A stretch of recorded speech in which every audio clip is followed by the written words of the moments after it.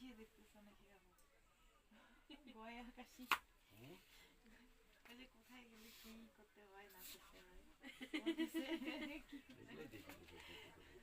যাবে মনে হয় কাকু ওই জন্য। যাবা নাকি?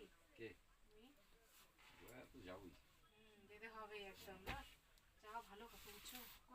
কয়টা? 2টা দরজা নিলাম। কত হলো? 60 টাকা করে মিটার না? 240 টাকা। 240 টাকা। 3 মিটার আর 2 মিটার দিয়ে দাও। বাঁচলে তো অসুবিধা হবে না আমার।